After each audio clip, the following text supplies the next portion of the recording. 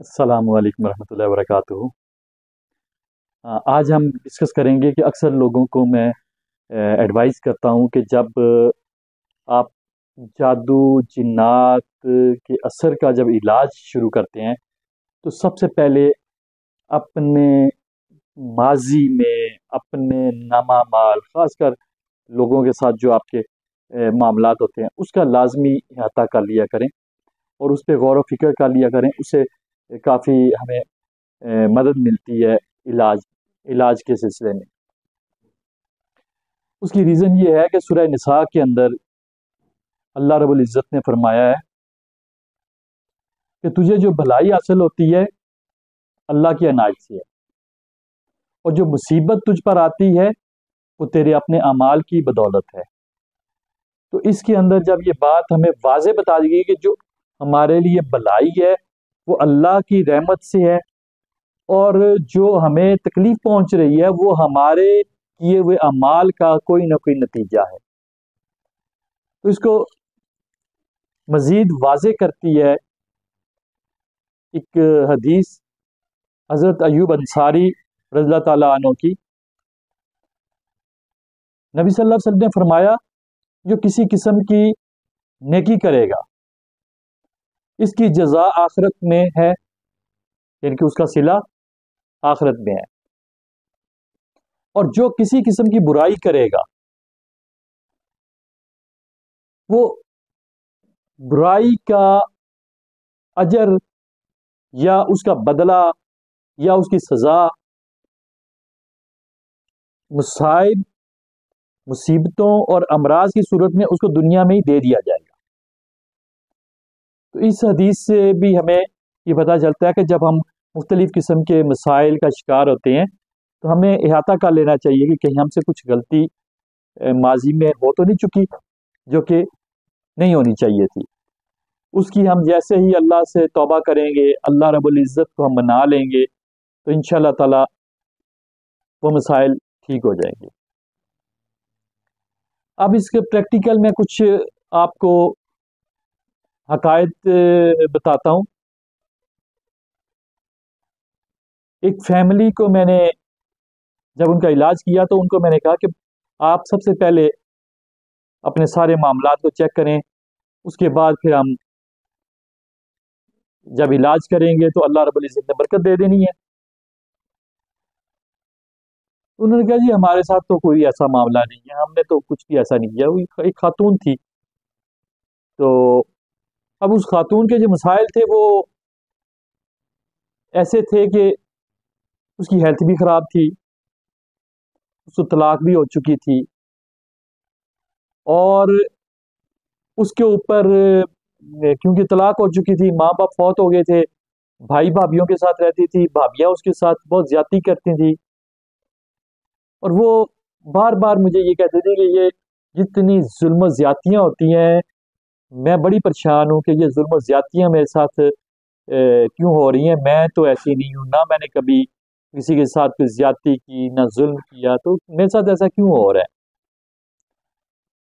تو اب ان چیزوں کو ہم نے واضح یوں کر لیا کہ اس پہ جب ہم نے پڑھائی کی، رقیہ کرنے کے بعد اچانک اس کے جسم میں ایک جن حاضر ہوتا ہے۔ حاضر ہونے کے بعد اس نے کچھ اس کا ماضی ہمیں بتایا، اور پھر وہ ماضی بتایا تو اس ماضی کے بتانے کے بعد ہم پھر یہ ڈیسائیڈ کرنے پہ مجبور ہو گئے کہ یہ جتنی بھی نحوست یا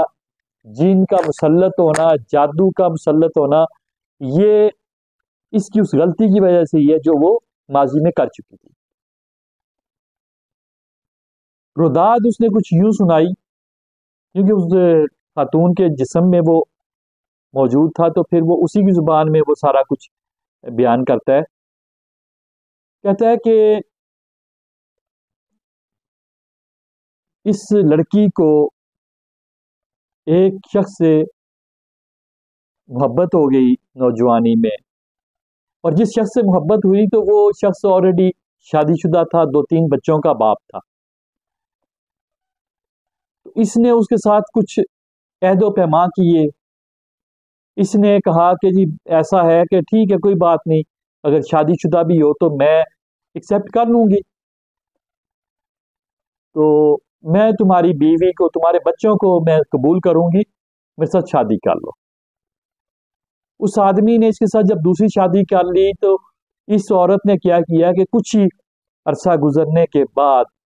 اس نے اس شخص کو اس قدر مجبور کر دیا، اس نے کہا کہ مجھے اگر رکھو گے تو اپنی بیوی کو طلاق دینا ہوگا۔ تو اس شخص نے کہا دیکھو تم نے میرے ساتھ عہد و پیمان کیے ہوئے ہیں، تم نے وعدہ کیا تھا کہ میرے بچوں سمیت تم میری دوسری دلہن بن کر رہو گی، تو لہٰذا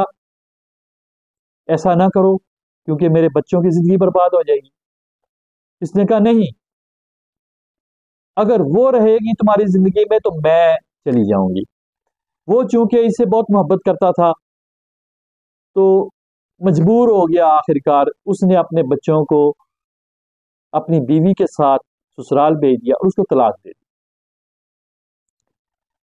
اب اس خاتون کے ساتھ جو سلسلہ چلتا رہا وہ یہ کہ پریگننسی ہو، مسکیریج ہو جائے، پریگننسی ہو، مسکیریج ہو جائے، تقریباً 4-5 بار پریگننسی ہوئی، مسکیریج ہو گیا، اولاد نہیں ہوئی۔ پھر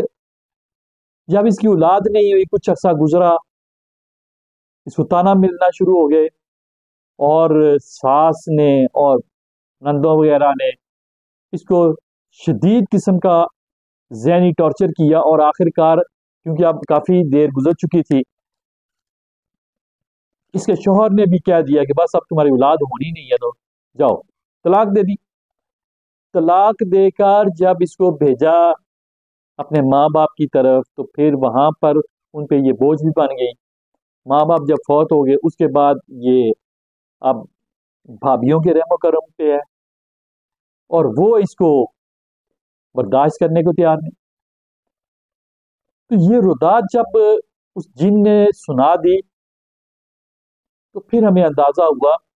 کہ اس نے جس خاتون کو نکلوایا گھر سے، جس کو طلاق دلوائی، جن بچوں کو بے گھر کر دیا،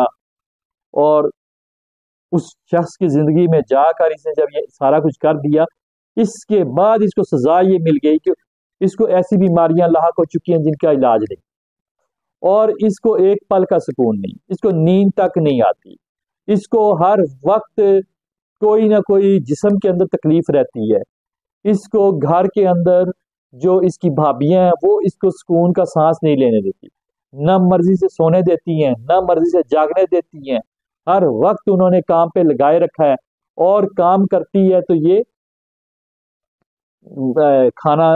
حاصل کر پاتی ہے۔ یہ اس کے حالات ہو گئے، ایک نوکرانی بن کے رہ گئی ہے۔ تو اب اس کے بیک گراؤنڈ میں جب ہم نے دیکھا تو اس کا وہ عمل سامنے آ گیا